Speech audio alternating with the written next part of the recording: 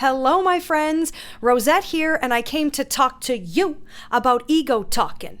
The challenge, the riff challenge that is blowing up all over YouTube and ticky-tacky-talkie and all the places. You know the one? It goes, owning it tonight, my ego. I'm owning it tonight, my ego.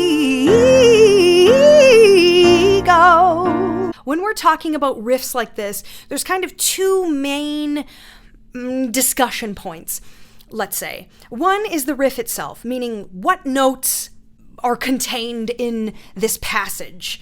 And then number two is, how do you even make a riff sound good? How do you bring it to life technically, physically, musically? What makes a riff riffy?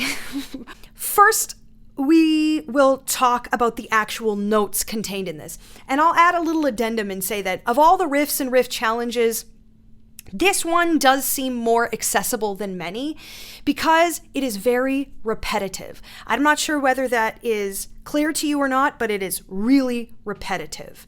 So I'm not saying it's easy. I'm not saying it's easy, especially to make it flow and fluid and sound great, but the note navigation itself is nice and repetitive. That's kind of what makes it fun, in my opinion. Now, it is based on a pentatonic scale, penta meaning 5. So this particular pentatonic scale is na na na na na. That is A, G, F, D, C. As a matter of fact, the first half of the passage is those notes in that order 4 times in a row. So I want you to repeat right now. 1, 2, 3, 4, 5. You go. Do it again. So that is the scale and the notes that the majority of the riff is based on. Okay, now let's get down to the rhythm. You're going to repeat this after me, but first just listen. We're going to stretch out the 1, and then we're going to speed up the 2, 3, 4, 5. So it's going to sound like this. 1, 2, 3, 4, 5. Try that. Big breath. Big breath. Join me. 1, 2, 3, 4, 5. 1, 2, 3, 4, 5. 1, 2, 3, 4, 5. 1, 2, 3, 4, 5. My light burnt out. I got it back on. Okay, we're back on track. All right. Next, let's just try the 1, 2, 3, 4, 5, but on the vowel E so that it sounds like the E in ego. Here we go. Big breath.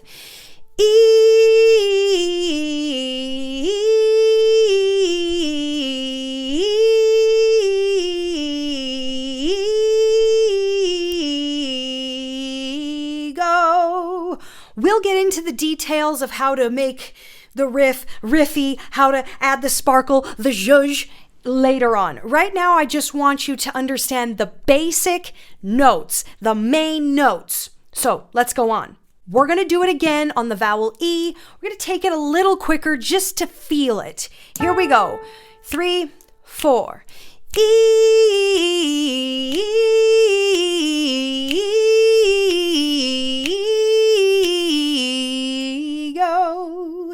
Okay, let's head over to the second half of the riff. We will begin by using 2 of those 1, 2, 3, 4, 5s that we already learned. Then there are 2 more chunks that actually are different this time. So I'm going to do it really slow. The whole second half. Here it is. 1, 2, 3, 4, 5. 1, 2, 3, 4, 5. 1, 2, 3, 4, 5. 1, 2, 3, 4, 5. Ego. Listen very carefully. You're listening, you're paying attention to these notes. 1, 2, 3, 4, 5. 1, 2, 3, 4, 5. Now climbing up. 1, 2, 3, 4, 5. Climbing up again. 1, 2, 3, 4, 5. Okay, you're gonna join me.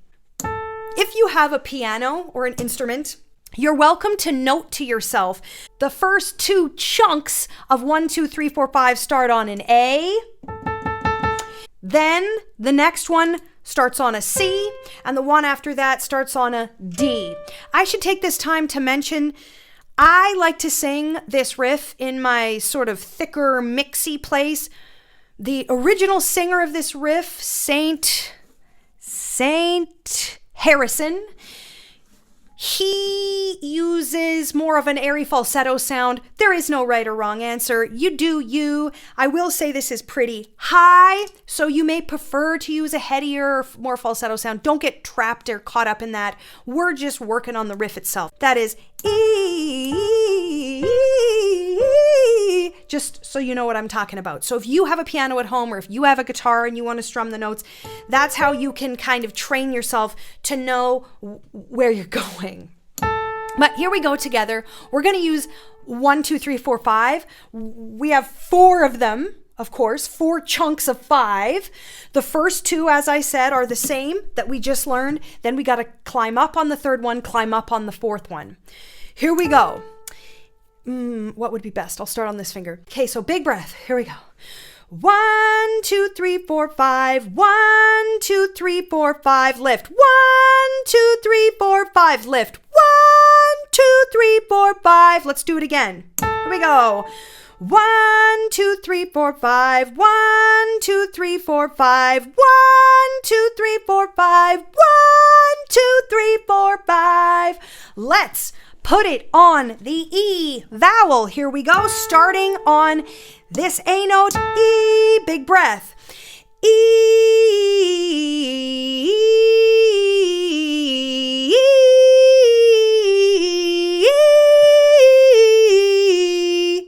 Let's do it again. Here we go, big breath. E.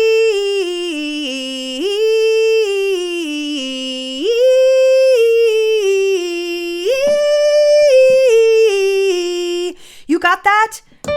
So we have E and E. Let's go over those 2 again. E and E.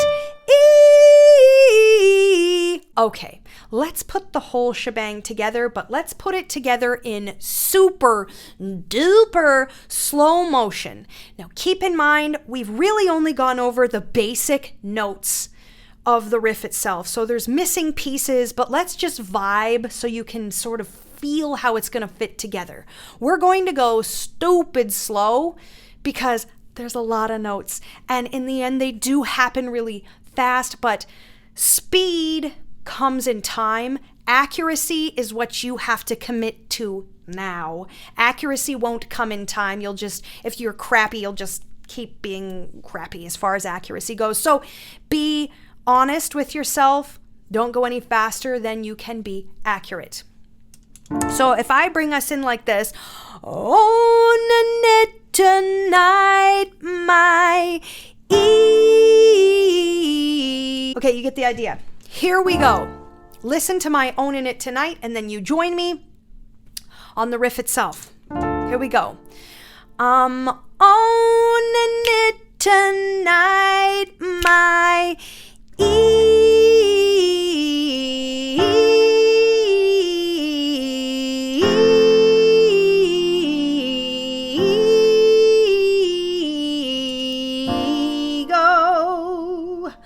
I'm owning it tonight, my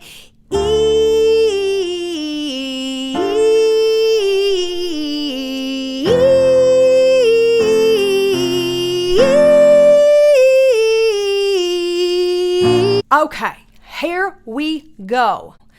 I'm owning it tonight, my ego.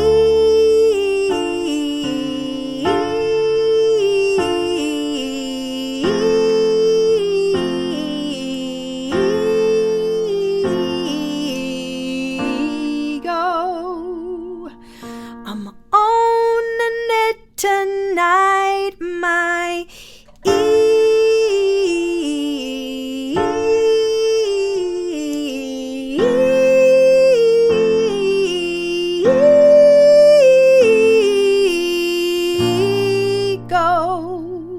Are you with me?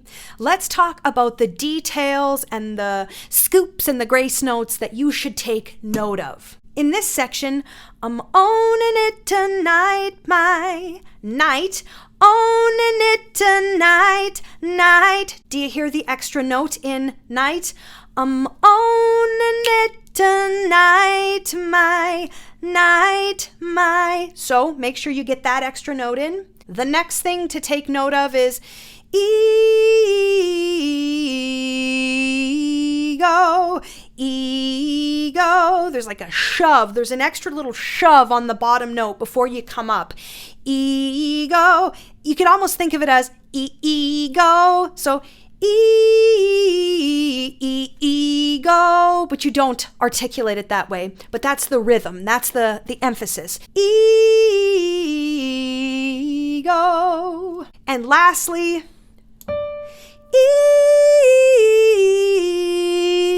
ego, ego. Same thing right there. There's a shove on the bottom note. Ego, ego. Okay, now that all those details are out of the way, let's talk about how to cut a riff. What I want you to think about, these are my trusty vocal cords I keep here at my coaching station. When you're doing riffs, I want you to feel your vocal cords moving and working and the muscles that operate them. And every time you switch notes, I want you to feel and acknowledge a movement. So what is actually happening? This will be a grossly exaggerated version because the vocal cords are like schmillimeters. We're talking about a teeny tiny area. But you should feel this. Ego.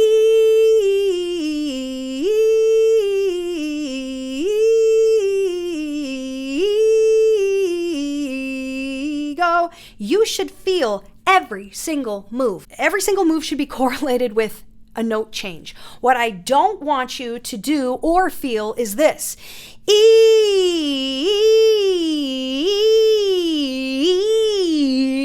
That's mushy, mushy, poo, poo. It doesn't sound good. It doesn't deliver each note individually to the listener. They just hear a scoop or a slide because frankly, that is all you're doing. You're not actually making crisp stops along the way. Does that make sense? Not And you know why this happens? Mushy, mushy, poo, poo? Because people are more concerned with being fast than being accurate. So if your coordination isn't to the point yet where you can do fast, crisp movements, then don't go that fast yet. I would rather hear you all do this.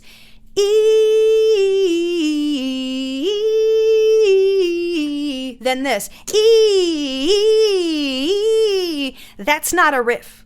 Those aren't even notes. That's just scoopy, just sliding down. That's not the riff. We can't even identify those steps when we're listening to that. So you should not only hear the definition of each note, but you should feel each note.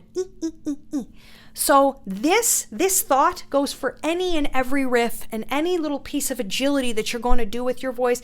You have to feel the notes, feel the movement. I don't mean feel it in your heart. I mean physically feel your vocal cords adjusting for every note. You can't just wish the notes there or hope the notes there or slide past the notes and think that's good enough. You must create each note. Okay? Does that make sense?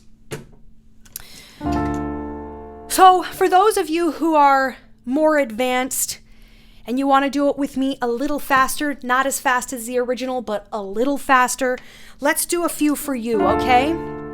So we'll go, owning it tonight, my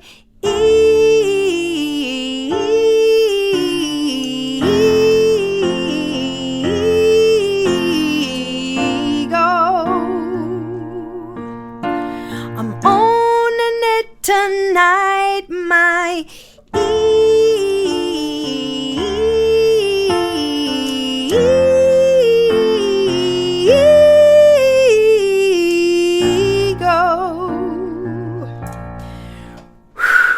one a little faster than that. But to be honest, that's already probably faster than a lot of you should be as you're learning it. I mean, you can always rewind this video and do the slow one a zillion, bazillion, badillion times.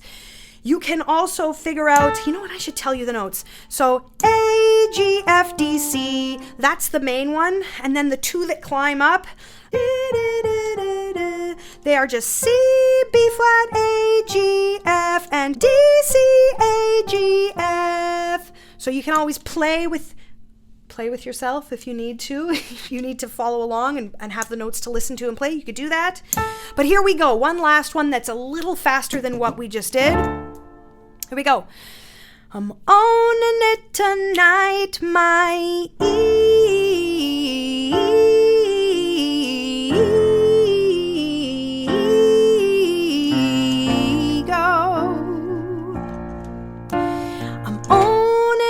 tonight, my ego.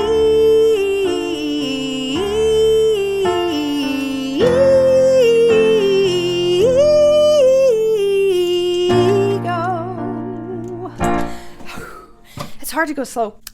It takes a lot of wind. I'm holding back a lot of wind. Okay, so let me know if you have any questions in the comments, and I or my assistant will hopefully see them. I hope this was helpful. I do my best to coach you all how I would coach someone one-on-one. The steps I would go through with someone one-on-one if I was teaching them something. So there it is. There you go. That's the ego talking riff. I hope you learned a little something. This thing that I talked about is probably the most important thing in the entire video, because riffs and trends come and go, but this thought and cutting your riffs, that will never get old, and that is cross genre, cross singers, cross everything.